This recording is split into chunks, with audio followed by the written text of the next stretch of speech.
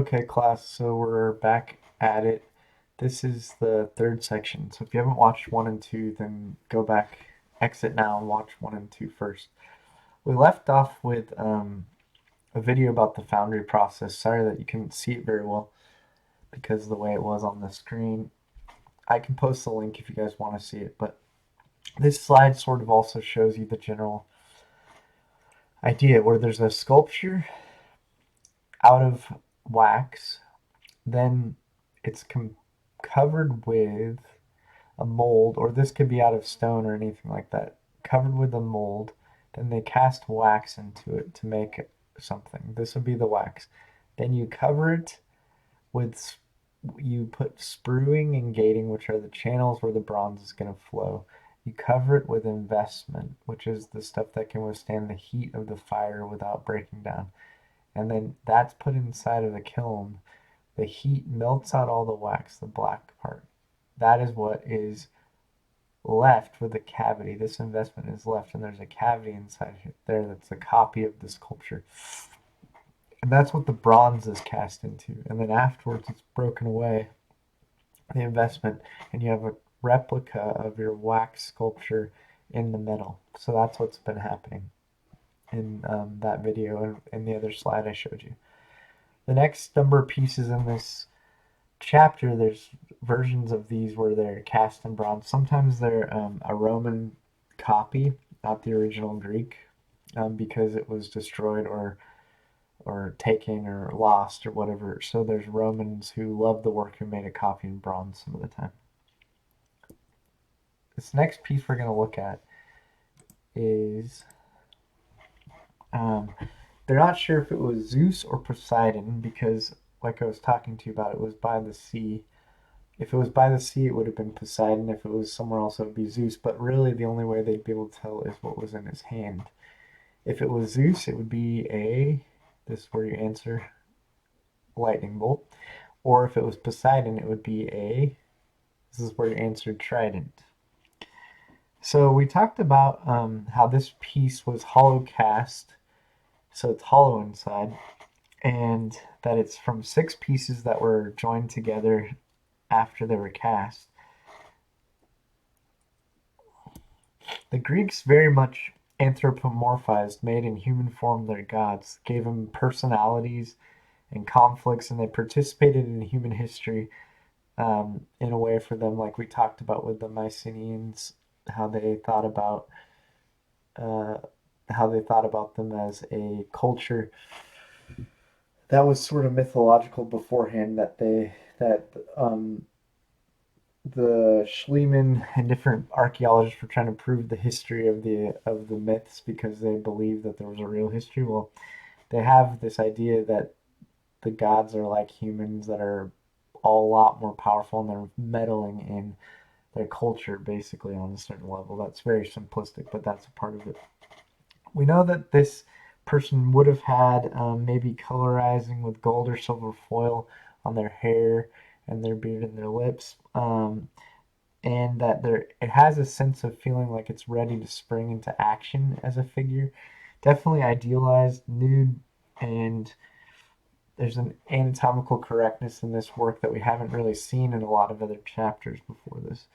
The braids around the hair here are like a crown. They're wrapping around a crown like a god, so that's how we know that it was meant to be a god who was being depicted. Now, eyes wouldn't have been hollow before. There would have been something in them. We're not exactly sure what, but some type of maybe gem or bone or something that would have filled in there. All right. If you guys ever have questions about the lecture, feel free to post in the question and answer cafe about things you're not sure about. Going on to Rice Warrior, 400 BC. This is classical Greek era as well, made with bronze and bone, glass paste, and copper inlays. This one has the eyes that we'll see that probably would have been similar in the last piece. This is very, very different than what we saw in the earlier era of Greece, right? I'm talking about the same type of figure in the sense that they're made to be an idealized athlete warrior hero, but look how much more realistic, anatomically accurate we've gotten from the archaic to the classical. And while this one has a very rigid stance like the Egyptian work we compared it to, this one is doing what we call the Contrapposto S-Curve. Do you see how this leg is rigid here and there's like an S-curve in the body?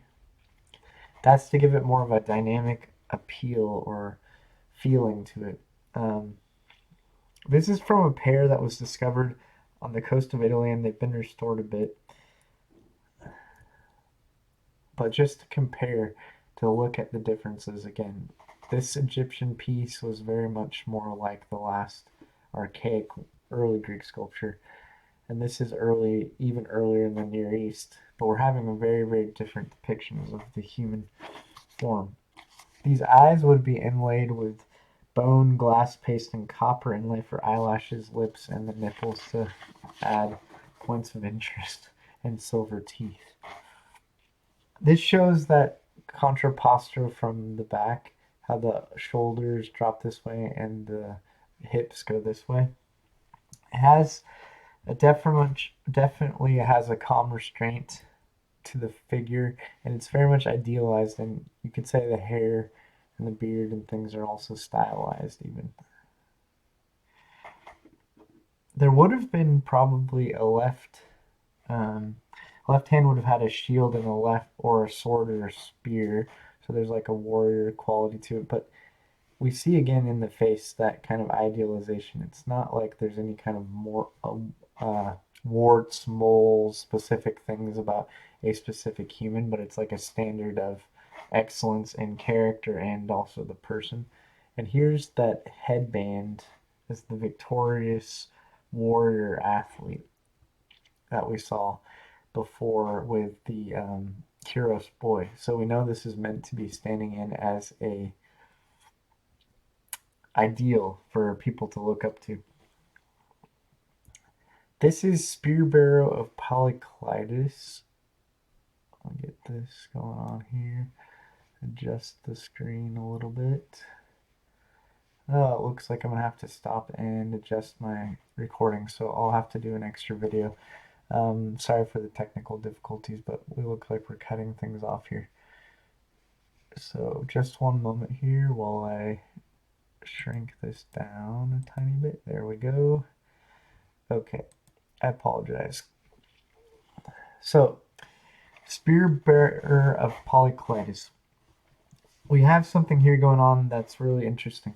Polyclitus is the artist, the original Greek artist, not the Roman copier. You'll see this is Roman copy in marble. Greek classical artists began to be known because we talked about humanism last time and how people's achievements individually were important, and that who they were and what they did became part of the work, which we haven't really seen before. This is like the name of the artist, signed work, people caring about who made it in the cultures. So this is a big deal. Um, Greek classical artists worked mostly in bronze, like the last pieces. So sometimes we're going to get some copies in marble from the Romans because the originals were lost due to the fact that bronze was a valuable material. They may have been melted down or destroyed in some way. This again is the same type idea, public presentation of the ideal warrior athlete hero. And we get much of the same type of things we saw in the last piece. He's doing contrapposto with the leg. You can see, you can tell by the way the hips are going and the shoulders. He's got it. He would have probably had a spear in his hand. Because it's a marble copy, there's these little struts and things to hold it up so it doesn't break. Compared to metal, which could handle a lot more, wouldn't have those things because it wouldn't need it to make sure it doesn't break because stone doesn't have as much tensile strength. Probably would have had some kind of spear like this. It's very much about an idealized person. There's a lot of conviction in the underlying musculature and even veins and ribs, and in the arms there's like a feeling of veins. And the contrapposto is even more increased from the last piece. There's a definite feeling of life here, animated person, but it's still very much an idealized version of human. All right, Aphrodite of Knidos. This is artist Praxiteles. That's the artist's name. This is a late classical period sculptor. He was pretty well known and leading. He worked in marble. There's no originals of his work exist, only copies. This here is a place in Turkey, not Greece. So it's a Roman copy of the work. I thought I had a couple more pictures of it, but no. It's carved marble, and it's probably a public presentation of a female ideal for a religious temple dedicated to Venus, or a collection maybe of a private citizen. It's anatomically correct, still very much idealized in their standard of beauty, and she's nude. It's the first female nude in Greek sculpture that they found. So it's very particular for that reason.